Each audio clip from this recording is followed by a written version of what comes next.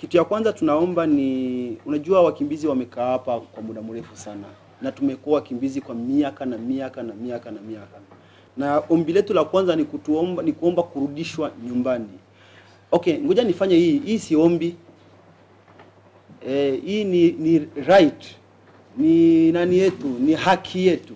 So ni kusema tunaomba turudishwe nyumbani, na turudishwe nyumbani sasa hivi. Tupewe kama ni miezi moja, kama ni miezi mbili, turudishwe nyumbani. Hiyo ni kitu ya kwanza. Na kitu ya pili, hatuwezi rudi nyumbani ikiwa kuna watu ambao wanaendelea kutuua na kututesa na kupora mali yetu. So kitu ya muhimu sana tunaomba ni kusema hao watu ambao wako huko, hizo forces, negative forces, ambao ni Interahamwe, ambao ni Nyatura, ambao ni hao watu ambao walitoka nchi yao wanakuja kuvamia nchi, wawanyanganye hizo bunduki zao, na sisi turudi nyumbani ambao tuko na amani na tuko ready ya kuendelea na maisha yetu kama kawaida. Na tunaomba Umoja wa Mataifa waache hizi confusion. Unajua wewe wanafanya kazi na serikali ya Kongo. Leo wanafanya hivi, kesho wanafanya hivi, kesho wanafanya hivi. Kwa nini hatuelewe namna gani wanashindwa kuleta amani hapo nchi? Sababu wako na hiyo uwezo ya kutusaidia na kusaidiana na mtu wote ambao anahitaji amani.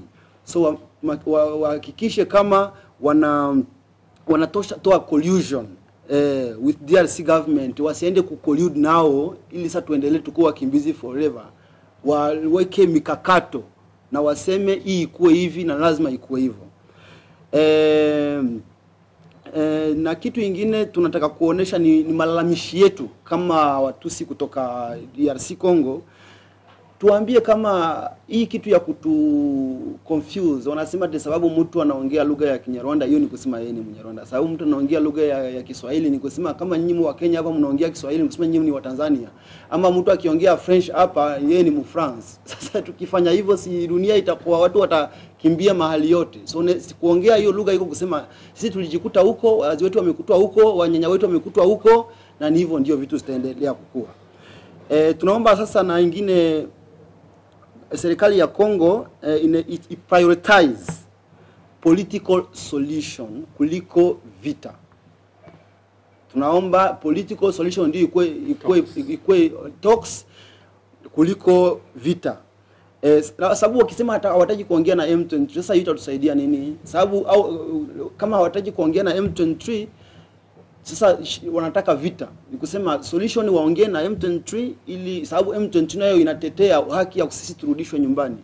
Na tunataka mtu ambao ataongeza sauti yake. Kwa hiyo tunataka wakimbizi ambao walitoka Kongo warudishwe. Si hivyo? Hiyo ndio ilikuwa ombi ya kwanza. Ombi ya pili waliomba kama kukue order kwa nchi. Sasa hiyo ombi yao ndio iliacha tunakutana nao. Sisi hatuko M23 ama hatuko politician. Unajua mtu akiongea kitu ambao na wewe unataka, si una support hiyo kitu. Tuna support ombi yao ya kusema government ya Kongo irudishe wakimbizi Kongo. Na kitu kingine, ukisoma kwa historia ya Kongo, mahali ambao M23 na NDP walikuwa wanashika, ulikuwa unaona wakimbizi wanaanza kurudi, wanaenda kuishi hapo. Unaona, hata kuna wengine wameanza kuenda huko Bunagana kuenda kuishi huko, sababu ya kuamini kama hao ndio wanawaomba warudie.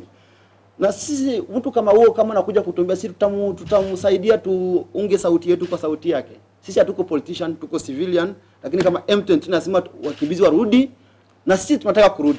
We have to say. Lakini pia we'll ask the same question in English. The Congolese government is against M23. Yes. Does it mean your group is supporting M23? Okay, the M23 are Congolese. The fact that they are calling them Rwandese is the same way we are also being called Rwandese. Just because we speak Nyarwanda, M23 also they have people who speak Nyarwanda. So for us, supporting M23, we support anybody. Even we support Uhuru Kenyatta because he is also advocating for the peace in Congo. We support everybody who is supporting. So we support anybody who is, and we are against anybody who is making it impossible for us to return home. Like the group arms and FDLR who are fighting there, the ones who are making us not to return, because when we return, our people are getting killed. And then any force that is helping us to eliminate those people who are preventing us from going back home, we are supporting them. Lakini ni kama vile hawajakataa kuongea na M23, wakawa wanasema ukiangalia mazungumzo ya Rwanda wamesema kwamba kuna maagizo waliomba kurudi nyuma, kuweka silaha chini, alafu baadaye warudi pale ambapo walipokuwa kabla, alafu ndio wajiunge na wengine kwenye mazungumzo. Sasa unajua hiyo si mara ya kwanza imefanyika, hiyo ni kuna wakati ingine tena waliambiwa hivyo na ikaisha hivyo, na wakati ya pili wakaambiwa tena hivyo, ikafika sasa wataendelea kuambiwa hivyo mara ngapi ili sasa waelewe. Si unajua kulikuwa mawasiliano tofauti, ilikuwa mahali mingi sana, hata Sun City hapa Nairobi ilikuwa, Addis Ababa ilikuwa, si kulikuwa mambo ambao waliandika na 23 imekubali kwamba iko inarudi nyuma hatua kwa hatua. Si ndio? Unajua sisi hapa hatuko tunaongea kama M23. M23 kuna watu ambao wanaongea kwa niaba ya mimi, siongee kwa niaba ya M23. Mimi naongea kwa niaba ya huyu mkimbizi ambao hapa Kenya saizi, na saizi haezi rudi huko Kongo. Na nani yako responsible? Si ni serikali yangu. Na hakuna wakati wameanza kuja kutuambia turudi. Hakuna wakati wamewahi kuweka nguvu yote ya kusema tunaweza rudisha watu waje. Hao ambao wanaitwa kama ni rebels, hao ndio wanajaribu kututetea. So hiyo ni kusema serikali yetu haina uwezo. Kama mtu ni kama wewe uko kwa nchi yako, mtu mwingine ambao hafaili kukutetea, yeye ndio anakutetea. Hasa utasupport nani? Si wao ambao wanakutetea. Sisi hatujui, unajua sisi binadamu, sisi raia wa kawaida hatujali nani anasema nini. Kimuhimu ni mtu ambao anatusaidia kufika kwa kitu ambacho tunahitaji kufikia. What will it take for you guys to go back to Congo? It's take nothing. We need buses and a driver, and then we go back home. In terms of the peace back at home and the peace, what we need is this. First of all, those arms group there need to be disarmed. Because we cannot go to a place where we know that there are negative forces who are able to fight us or even to kill us, like they did before. Because we fled because of them. So we don't, as long as they are still there, this means we can't go back there. And then our issue is how come they are not leaving that place? Because those people don't belong to Congo, they belong to other countries. They should go to their countries and they leave our country at peace, and they let us go back to our country to feel safe. Does it mean if M23 is pulled out and it's only FDR that is within your location, it will still be hard for you guys to go back? We have not been killed by M23. We are talking by experience. We know people who have killed us before. It's not M23. So for us, we are not saying M23 because, like now, in the place that is occupied by M23, there are some people, our people are there, and they are at least at peace for this time being. You see? So who knows what will happen once they leave that place. So our issue is those people who do not belong to Congo. M23 belong to Congo. They better talk with our government to agree in whichever they want to agree in. Because every Congolese in their country or every citizen in their country have the right to agree and to talk within their country. But those who do not belong to country, they cannot talk with the Congo government because they don't belong to Congo. They need to go back to their country and talk to their respective government. And leave our country in peace and let us go back to our country.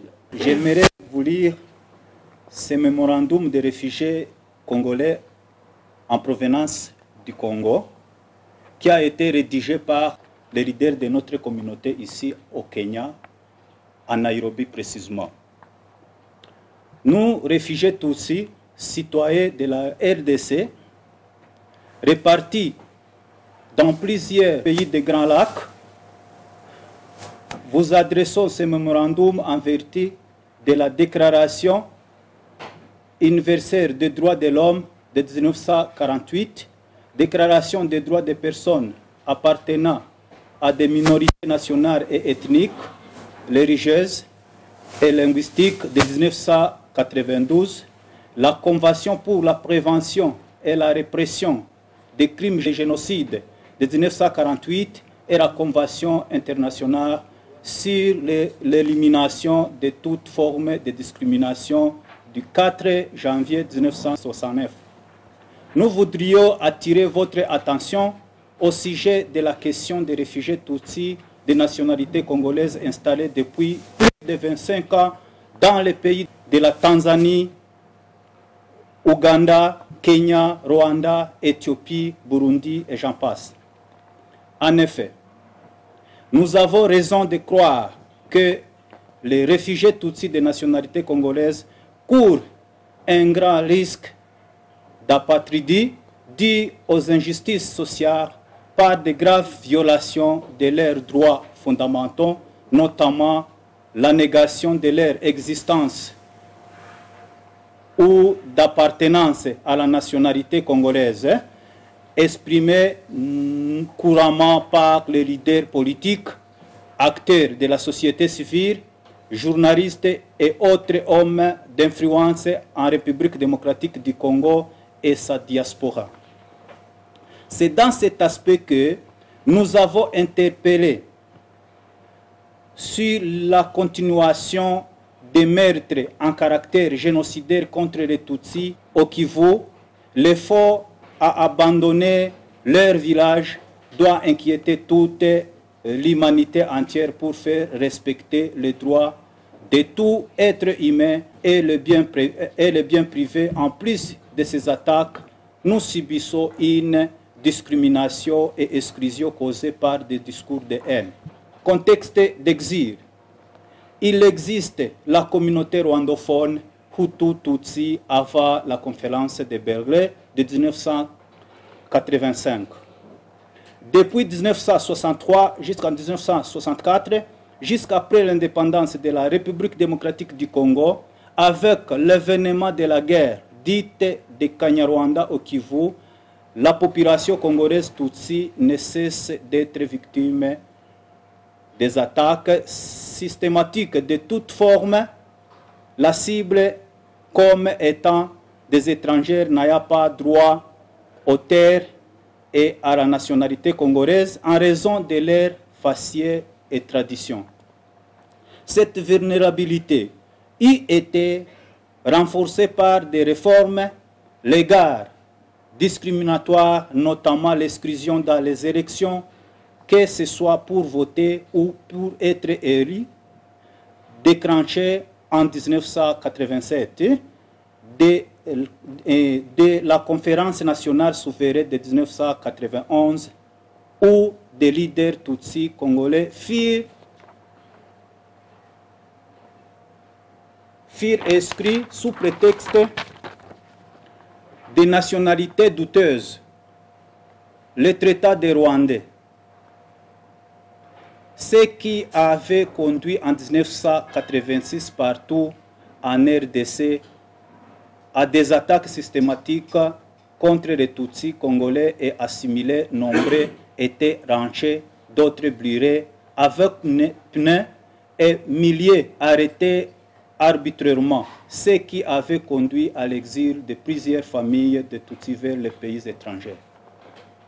Dans cette même période, avec l'événement des réfugiés Hutus rwandais en 1994, installés en République démocratique du Congo, les actifs au Kivu entre 1995 et jusqu'à 1996, les Tutsis congolais ont été victimes d'une série de massacres par les ex-FARC et les miliciens génocidaires Interahamwe.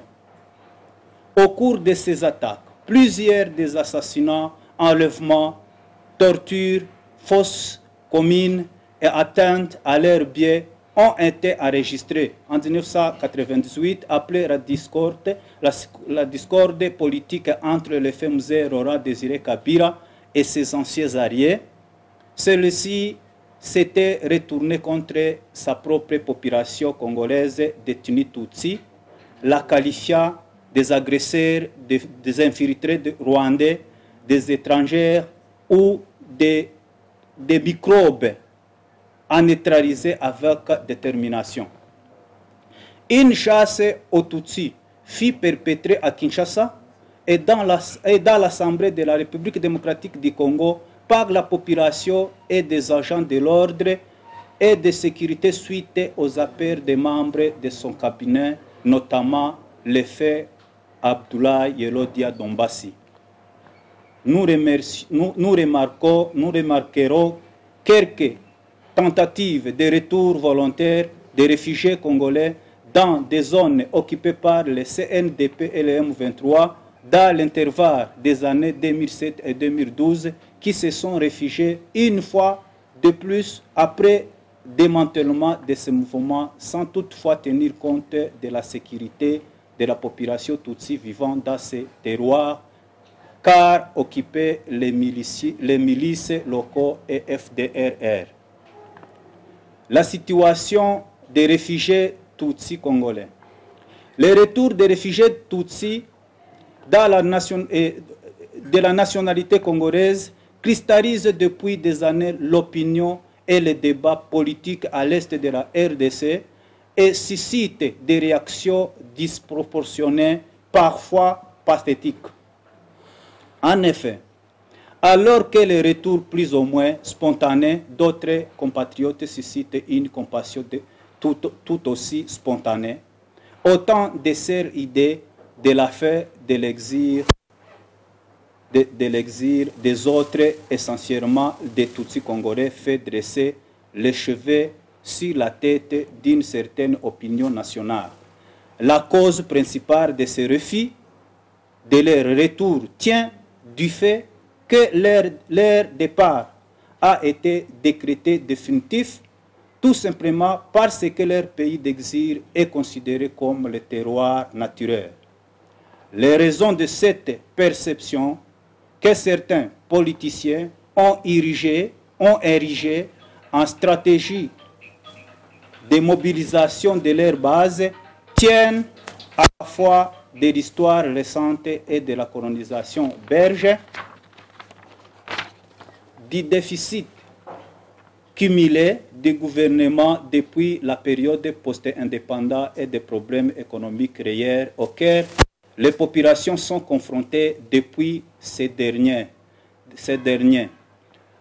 L'alerte donnée par les politiques du Nord Kivu installés à Goma et à Kinshasa inquiète toute conscience et fait penser à une catastrophe à très court terme ayant d'une occupation politique d'une partie du territoire national à une pure et simple balkanisation de la République démocratique du Congo. Ce sont là des vocables très forts et sensibles qui ne laissent pas les Congolais du Nord et du Sud, de l'Est et de l'Ouest indifférents et tranquilles malgré les différents rencontres entre les gouvernements congolais. Certains pays d'accueil des réfugiés Tutsis congolais et le HCR sur leur rapatriement en RDC ayant abouti notamment aux accords du 17 février 2010, la négation de l'existence des Tutsis de la nationalité congolaise continue à faire rameau à la République démocratique du Congo et dans sa diaspora. Néanmoins, à la place de résoudre les causes profondes ayant fait exiler ces derniers vers les pays voisins dans la prolifération des groupes armés locaux et étrangers dont le FDRR Interahamwe qui font alliance avec ces derniers, faisant les Tutsis congolais une cible permanente. Le gouvernement congolais continue à tolérer, encourager, voire favoriser l'occupation illégale de leurs terres. Les appels d'incitation publique à la violence contre ces derniers, d'une part et d'autre part, armer et utiliser les mêmes groupes armés locaux et FDR qui les attaquent systématiquement dans leurs villages, les forçant à les abandonner pour perpétrer et consolider la menace contre les quelques familles Tutsis congolaises qui étaient déjà retournées, ce qui bloque les rapatriements volontaires des autres réfugiés Tutsis congolaises, d'autant plus qu'actuellement d'autres continuent à les rejoindre via les exactions des milices locaux et FDR. Pire encore, le revirement du gouvernement congolais de rejeter en bloc tous les accords de 1910 de 2010 et 2022 sur le retour des réfugiés Tutsis congolais fait planer un désespoir de ces derniers, concentrant les risques d'apatridie. I want to briefly give you the recommendations stated by the organization. So by starting, we proposed at least around six recommendations, whereby number one is immediate return of Congolese Tutsi refugees scattered in various countries to their homeland, DRC, needed to set an ultimatum for return back home. This is number one. Number two, dismantle negative armed groups, especially FDRR, FOCA genocidal forces. Number three, international community to cease collusion with the government of Congo on issues affecting Congolese Tutsi. This is number three. Number four, uproot hate speech and ethnic cleansing, genocide ideology. This is number four. Number five, address Congolese Tutsi grievances, particularly denial of citizenship, the protection of Kinyarwanda-speaking Congolese from stigmatization, and urgent repatriation of Congolese refugees living in the region.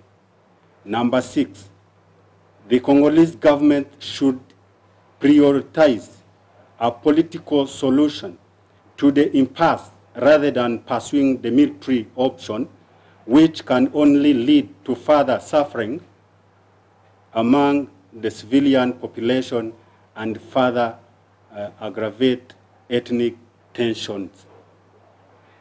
God bless Kenya, our host country. God bless Congo. God bless Africa. Thank you so much.